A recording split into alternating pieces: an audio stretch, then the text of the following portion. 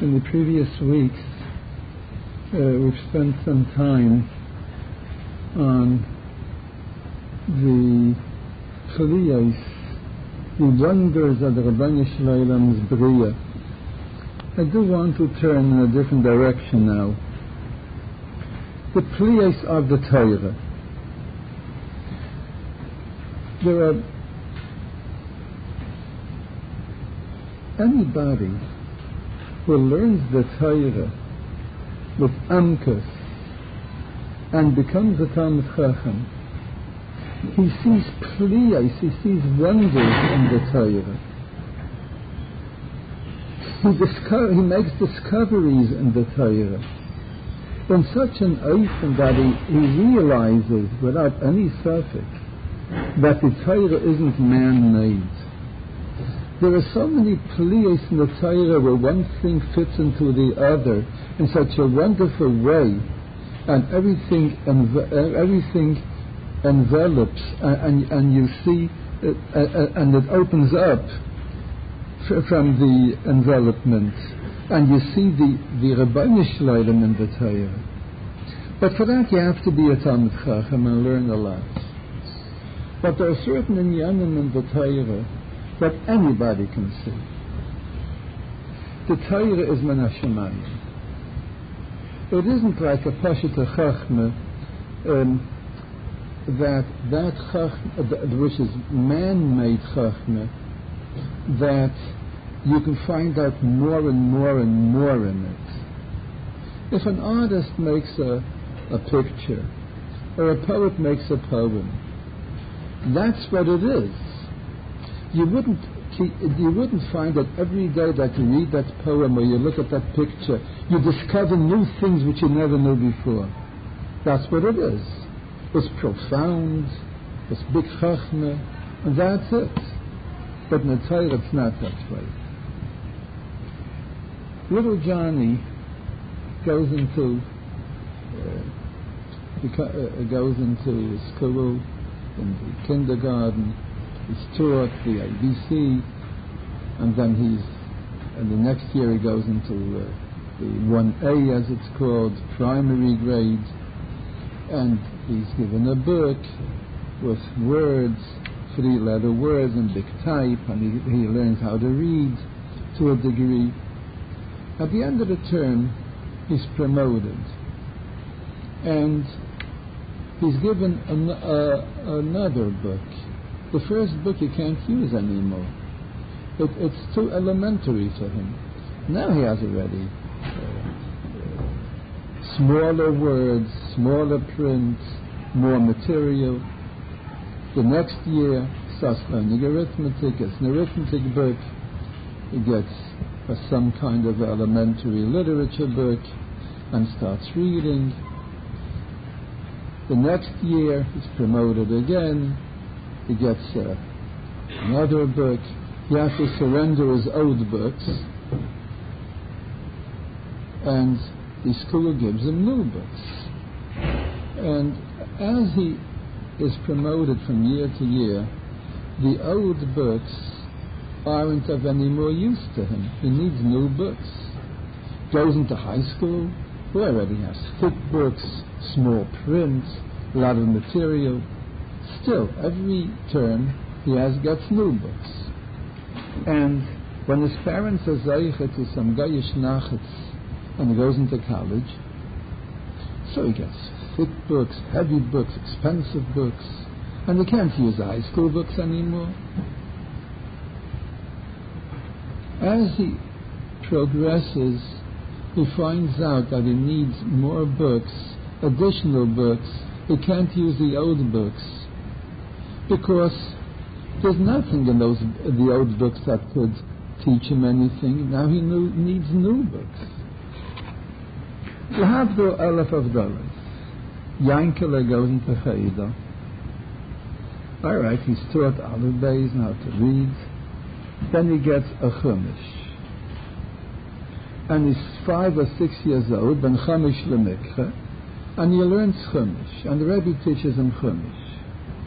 The next year, if he didn't hear it, he can use the same Chumash again. And the Rabbi will teach him in a deeper way Chumash. When he goes into the Masifta, every year he learns the Sedra, and he uses the same Chumash, and every year he finds out that it's deeper and deeper and deeper.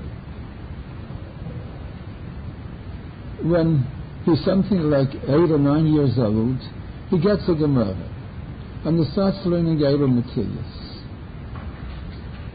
When he goes into the Sifta, probably he'll learn again Eila Matthias. And he sees a different Eila Matthias in front of him. It's not the same Eila Matthias which he learned when he was 8 years old. He sees something of depth. He goes deeper and deeper and discovers new things. Not the Eila Matthias which he saw when he was 9 years old, and when he's 19 years old, and he's Barav Savitsky, and he learns Eila Matthias. Different Eila Matthias altogether. And this Eila Matthias he used when he was 9 years, when he was 19 years, when he's 89 years. This is the same Eila Matthias that Rabbi Kotler used, by Moshe Feinstein, the Chassam Sofer, we go all the way up, the Rashba, the Rambam, the Rif, the same Eila Matthias, and the same Eila Matthias as he learned when he was 9 years old. They see something deeper in it, because it's Chachmas HaTorah. Just like in nature, which is made by the Rabbeinu Shloim, in nature, the scientists always find new things, new discoveries, infinite. They never finish. They never can see a law of nature and say we finished. They always make new discoveries. They see more. Because the Rabbeinu Shloim made nature. It's not a poem which is made by a man. It's not a picture which is painted by a man. It's Chedushim Niflaim. In Torah you see that. The same Gemara, the same Chumash, the big Seidus HaTorah, the Yeri HaKadosh, the Seidus HaTorah which is Megala in Chumash, Seidus Nifla'is, Pliyas, in the same Chumash which a Ben Chamish Lemikra learns. Don't you see that the Pliyas of the Torah? Don't you see that Torah is Min HaShamayim? Everything is in the Torah. All the Chachamim, all the Chachmei Adairis, all the great Tzaddikim of all the Adairis, they know everything from the Torah. There is this famous mindset that the Seder Adairis brings down. The Kabbalah brings down the same mindset. The Sfarim bring it down from the Ramban. The Ramban had a Talmud whose name was Avner. And that Talmud soured. He went off the derech, turned sour, and became a Rasha. And he was very clever, and he climbed on the ladder of success, and he became the governor of the city. So one Yom Kippur, this Avner summons his Rabbi, the Ramban, come to me. Well, the governor says, you got to come. So the Ramban came to Avner. So then it was in Kippur. Avner took a chazal, and he killed it, and he roasted it, and he ate it, and he asked the Ramban, how many alavin was I over? So the Ramban told him 4. So he said, no, 5, and he starts arguing with his Rebbe. So the Ramban gives him a glance, a sharp glance, and that Avner had still a Yiddish neshama in him, and he got scared of his Rebbe's glance. The Heilige Ramban gave him like a sharp look. So he says, I'll tell you, Rebbe, I became a Pekairis because of something that I heard from you. You once said that everybody, every Yid is Merumez in the Sedra Ha'azinu. Ha'azinu It's Hashira Zeis. It contains the entire Torah. Every Yid's neshama can find itself in Hazinu. I couldn't believe it, and that's why I became an Apikoros. What do I believe belong in Hazinu? How can every Yid be in Hazinu? Show me where am I in Hazinu? So the Ramban gets up, walks to the corner. There's Mispalel at Tfilah Ktsara that Rabbi Yishradan should be megala him where Avner is in Hazinu, and he turns right back and he says, yes, you are in Hazinu. It says over there, Amati af ayam ashbisa meyanaish zichram. The Rebbe says, I'm going to erase from the Torah speaks about the Rishayim. I'm going to erase from mankind their remembrance. So, af ayam, the third letter is Aleph. Ashbisa, the third letter is a base. Meyanaish, the third letter is a nun. Zichram, the third letter is a reish. Avner. Here you are in the Torah. You are going to be erased from the remembrance of mankind. So this Avner realized that his Rebbe is right, and he became a Balchur.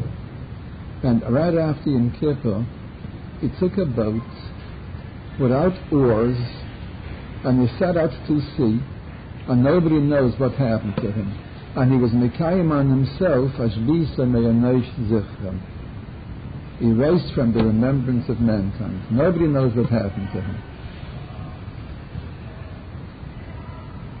Perhaps I will sometime, if time would allow, I would sometimes explain you why Dafkin in the third Isis of these 4 words is his name, Murumas. Why not in the Rasha Tavis or in the Sefer Tavis? But that's a Bazundishmus. Everything is in the Torah. This Ramban writes in the Hagdama to Chumash, you have it in every Chumash with the Ramban, that all the Chachmas are in the Torah. And that's how the Chachamim knew all the Chachmas. They all saw it in the Torah. Because in order to be a Tana or an Amayr in the Gemara, you had to know all the Chachmas. I'm sure the Chachmas. When Seidos Royim, you had to know all the Chachmas and all the entire science of agriculture. Let's say by Kiddush HaChodesh, you had to know astronomy. In many places in the Gemara brings geometry and the Eifin Nifla Ma'oid. And they had a different system, not that Euclid made, a different system altogether. How to know geometry, like you have that in Rasha and in Tosfos.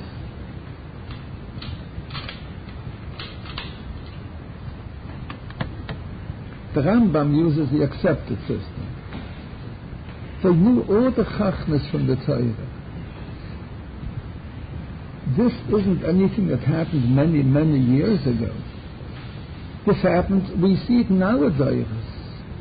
There are many people today, I think I mentioned this to you, that they saw the plios of the Chazain Ish.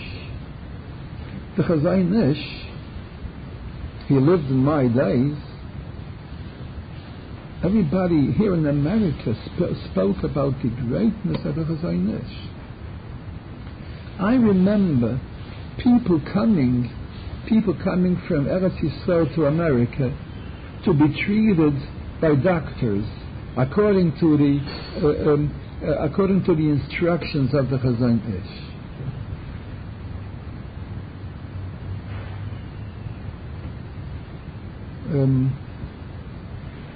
I remember a certain case. A certain person came to America. He needed brain surgery. So Chazain Ish said, there's a certain doctor, forgot his name, I remembered his name. There's a certain doctor in New York that he, and only he, can perform this brain surgery that you need. So go tomorrow immediately to America. So he says, well, my whatever it is, if it's a chasna of a child or whatever, he can go next week. So the Chazain Ish says, no, I'm telling you, go tomorrow. So went tomorrow, came to that doctor. The doctor performed the operation, and the next day the doctor died. If he would have come a week later, he would have missed it all. So it's Wolfson in Eretz Yisrael. People are aidis, doctors are aidis, that when the doctors, the big neurosurgeons, had problems, they went to the Chazaynish to discuss it with him. And once somebody came to the Chazaynish, he needed a brain surgery, so the Chazaynish took out a piece of paper and wrote down instructions to the big doctor, the surgeon, how exactly to make that surgery in a knife that he shouldn't cut certain important nerves. He brought it to the neurosurgeon. He was astounded. He was astounded of the knowledge. And he went according to the Chazaynish's instructions, and it was a successful surgery. And he came to visit these Chazaynish. He says, Rabbi, how do you know all this? So the Chazaynish answered him, everything is in the Torah.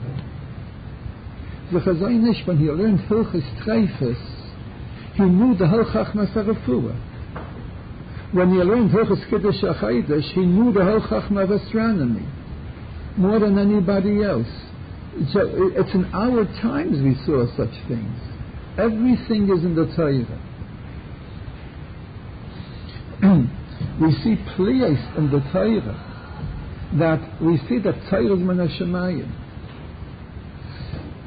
The Torah in the Sedras of Bereshis, the Rebbeinu Shalom promised Avraham and Yitzchak and Yankov that they're going to get Eretz Yisrael.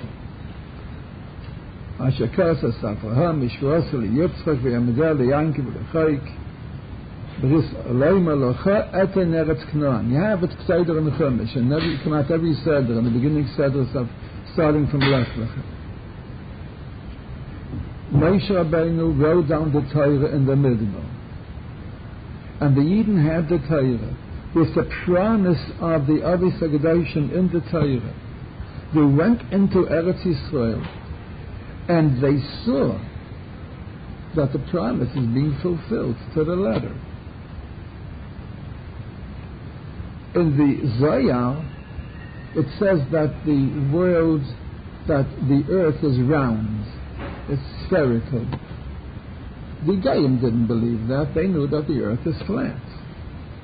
The Zohar, by Rabbi Shimon ben Yochai, 2,000 years ago, says, "Flo, I saw it, that the earth is round.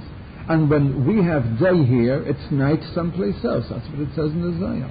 They didn't know it. Everything is in the Torah. The Torah in Chumash promises Yeshua that he is going to go across the Yarden, and he is going to be the one that will give the Yidden to, and he's going to make the conquests and give Eretz Yisrael to the Yidden.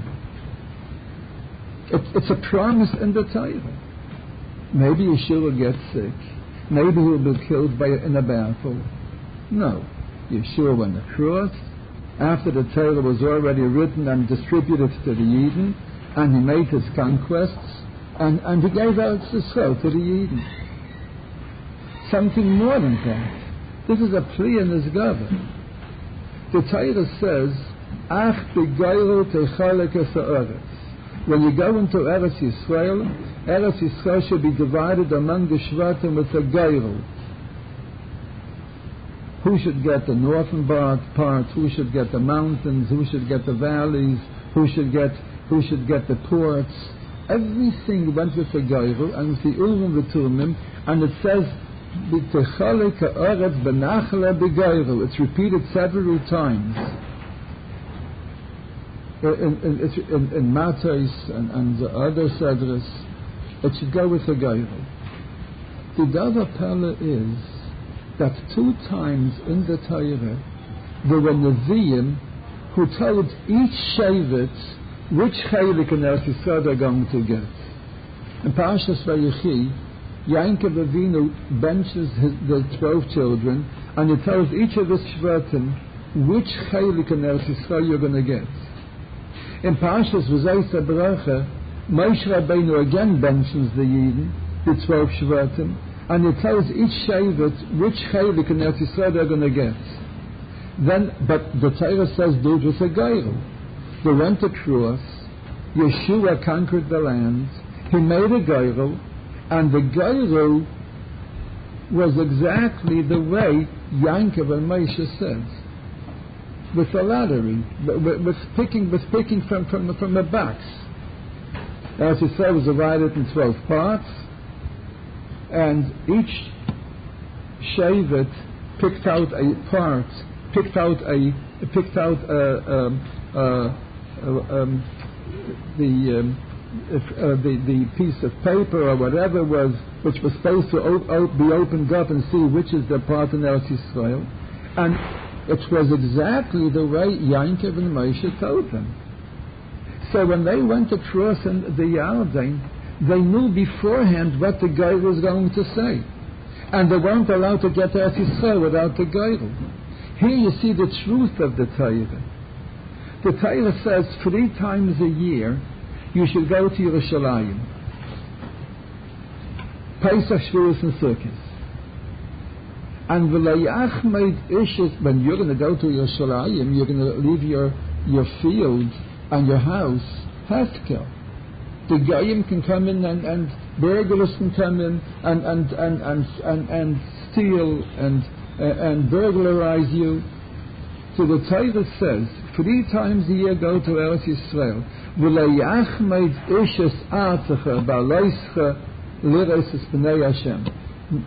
Nobody is going to be chaymed. Nobody will covet your land when you go to Yerushalayim 3 times a year.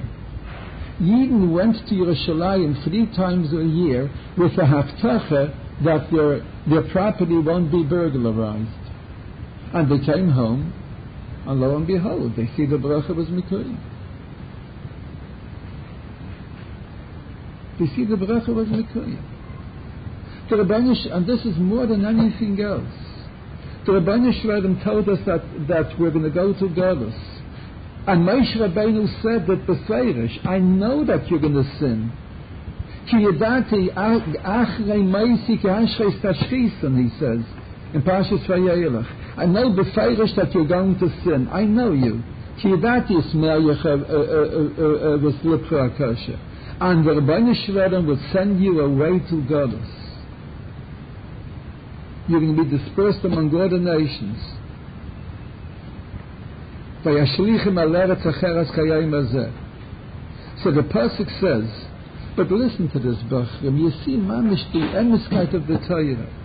So in Parshas B'chukaisai, where it says that the Yidden will go to Galus because they're going to do Averis, it says, "V'yafkam zayis b'hiyosim b'yeretz ha'yivayim le'ma'astim v'le'ga'altim l'chalaisim la'afa brisi itam k'emri Hashem Elokehem." Even when you go to Galus, I will not forget my bris with you. You're going to remain intact. You're going to remain a Jewish nation. We're already 2,000 years in Galus. 1900 plus. This Tisha B'Av became 1930 years that we went in Galus after the second Korban Beis HaMikdash. We're in these 1930 years, all our oppressors, whoever they are, whether they are Edom or Moav or Aram or Ammon or Precious, Madai, Paras, Bavel, all our oppressors are wiped off the map. There were great, powerful nations. Rome, Greece, great, powerful nations. They're wiped off. The people in Rome today aren't the same Romans that lived in the times of the Korban Beis HaMikdash. These were driven out. There's no more Roman nation anymore. Instead, it was replaced by an Italian nation who live in Italy, where Rome used to be. But they're all wiped out. There's no Bavel today anymore. For all practical purposes, there's no Greece anymore. The Greek islands they're different inhabitants today. They're not the descendants of the old Greeks who made us trouble in the second base of Migdash in the times of the Hashmonaim, who conquered all of Europe. If we're starting with Alexander the Great, they're not there anymore. They're all forgotten, assimilated among other peoples. Yidden remained a nation for almost 2,000 years. The pasuk says that the Gayim will say l'chuv nachachida migai v'la yizach Hashem Yisrael oid. Let not the name of Yisrael be remembered anymore. Many nations wanted to wipe out our remembrance. The last one was Hitler. We survived him, and now we're flourishing again in the way that more than before. Torah is stronger than before the war.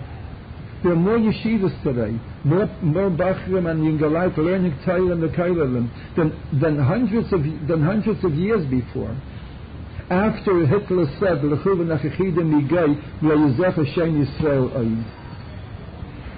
The Yabbat, Rabbi Yanke Venden, writes in his Seder, "Chayei nafshi," I swear, he says, that in the slice of Yiddish existence in the Galus is a bigger pella than Yetzias Mitzrayim and Kriyas Yamsuf and Northern Nisan they had in the Midbar. But we take it for granted. If we look in the history books, many good history books came out lately. Rabbi Wien gave out a wonderful book just lately.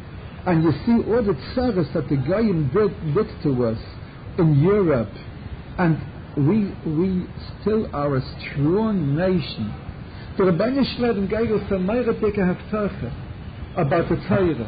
The Torah will always be with the Yidden. It's a pasuk in Hazinu, at the end of Hazinu. Ki le'seshachach mi pi zara. The Torah will not be forgotten from Yiddish kinder. Today Yidden are learning Torah. All the cultures of Mitzrayim, of Rome, of Greece, whoever studies them today, who is interested in them today. Today we have a pulsating, living Yiddish nation, Yiddish Becherim, Yiddish Yungalite, Yiddish Zekainim, hundreds and thousands of them who learn Torah every day. And they know Torah. We have a haftacha that the Torah will not be forgotten from the Yidden. When sometimes the old bald professors want to make a little meeting about certain Greek plays which were written in Greece, how many come? You hardly have a million. But in New York alone, when you make a Siyum Shas, how many come? But the last one, all the Siyum Shas's that they made, something like 70,000 people. And many people learn Shas and don't come to the Siyum Shas. And the fact is that hundreds of thousands of Yidden today are learning Torah. Why? And the Torah is alive by them. It isn't a note study that they study as a course. It's because the Torah said to us, it wouldn't be forgotten. If you think into this, you see the nitzchias of the Torah. You see the emeskite of the Torah. You see that the Torah is man hashemayim.